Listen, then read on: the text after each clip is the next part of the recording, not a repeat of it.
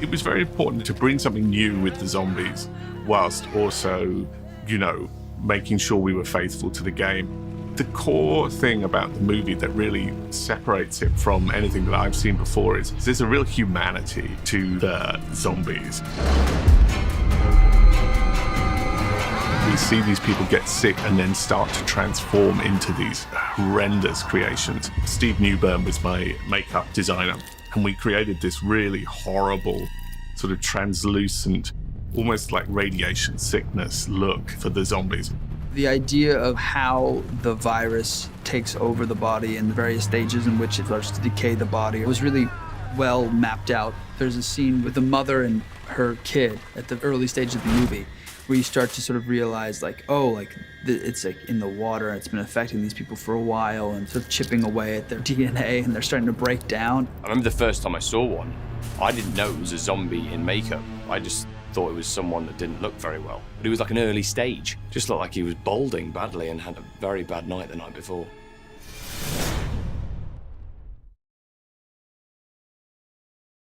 The game holds such a 90s aesthetic, and I like that they sort of honored that. There's a certain charm that it brings to the movie. It definitely adds some humor where we need it, and also allows us to get away with things like no cell phones or internet on your phone and some easy escapes for people in modern day. My initial thing went through the 90s was playing these games, and then they've obviously grown and grown and grown. So that's the magic for me with this particular movie, is how we're bringing back that nostalgia and that Palm Pilot. I mean, I remember having little devices like that. The jeans that they put me in, it's almost like, this is how baggy we wore them 30 years ago. Jeez, things were not fitted in the 90s. There's something about this time that adds to the terror because we don't have iPhones, we don't have the accessibilities of what we could do in the situation now, today. You're kind of on your own in a small town, and it was just a really nice touch.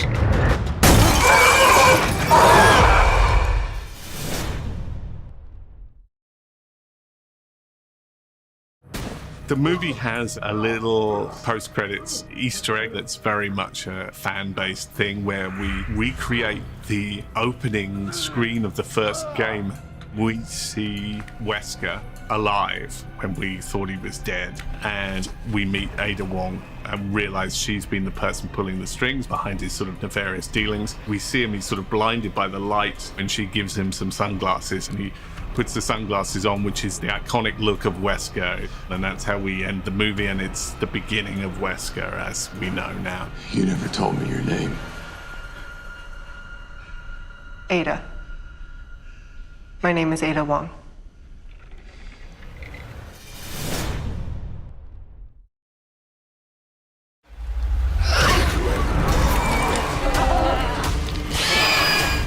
Welcome to Raccoon City is very faithful to the games. This is where it all started. Working with Johannes is great. He's a horror filmmaker through and through. Every time I've stepped on set, it's been a joy. I've loved every second of it. We've really tried to inject all the little details from the games. There's lots and lots and lots of Easter eggs in this movie. I have a big fight scene that I got to do the entire thing myself. The rocket launcher is pretty cool. These guys who do the prosthetics and stuff are incredible. It's like I'm living in the video game, and it's really exciting. Resident Evil, Welcome to Raccoon City. Now on digital on Blu-ray February 8th.